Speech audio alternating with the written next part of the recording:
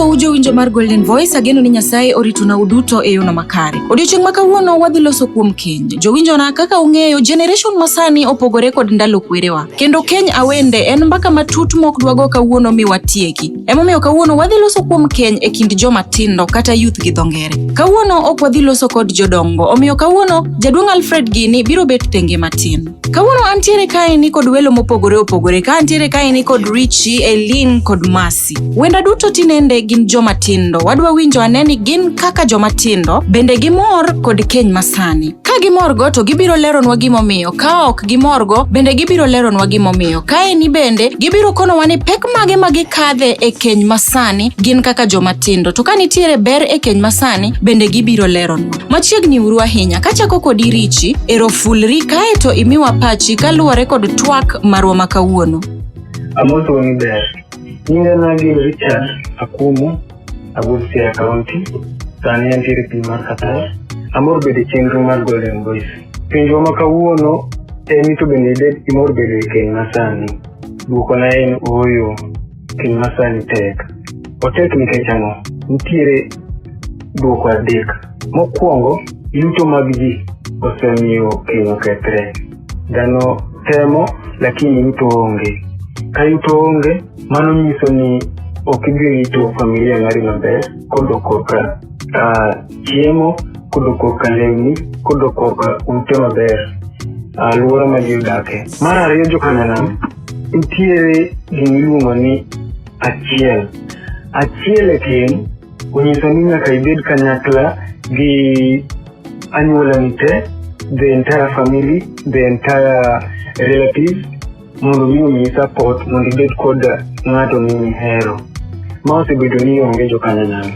Ineno ka iyudo ng'ati moro mihero, idhi nyiso jonyuol ni ayudo wuod kama ahere adwa bet kode. Ineno ka jonyuol nyaka penji to timo ang'o.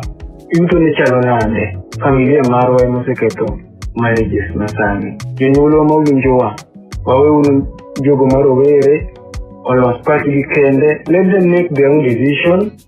Mondo mi giyud ng'ato ma giyiero gibed ka gimor. Kik wachulgi gi ng'ato mok gihero nikech yuto tin. Erokamano ahinya Richard. Wan iri Eileen. In bende miwa pachi kaluwore kod twak makawuononi. Amoso uduto nyikwara moge ajuang'. Anyiga iluonga ni Eileen Achieng'. Kawuoye keny masani, ok amor kod keny masani. Nyiri gi rowere masani thothgi odonje keny. Ka gineno osiepegi moko odonje keny, mane gisomo godo odonje keny. Moko neno ben ndalo thoth mosekadho, koro neno no odonje keny. To pok ochoko pache kamoro achiel ma obed ni koro onyalo donje keny. Kanye ma wayude pek kuom joma tindo bodonje keny kale.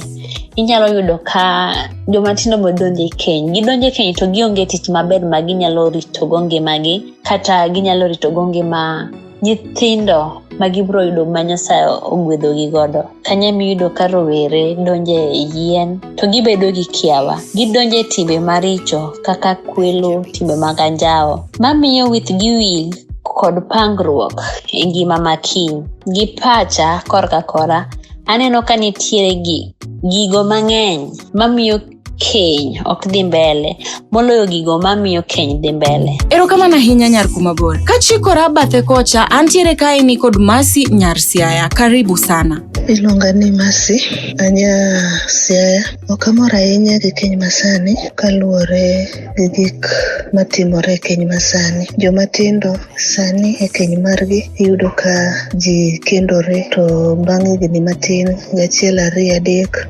chandruok osebedo kendo ji dhawo e keny ma ji were. Tudo ka seche ma ji were ni nyathi osebede kata nyithindo osebede, nyithindo dong' gi janyuol achiel. Miyo kamor ahinya keny masani.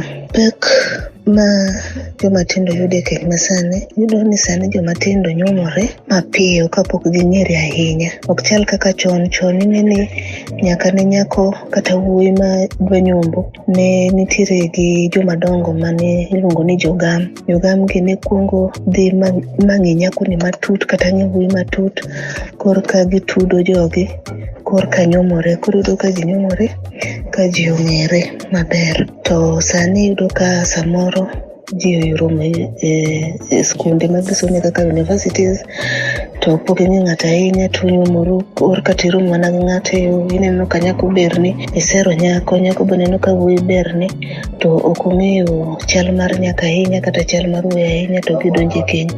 Koro seche ma gichako dak matin, giyudo ka nitiere pogruok e kindgi nikech kaka chal mane dwaro mondo dichuo obed godo kata mondo dhako obed godo yudo ka onge.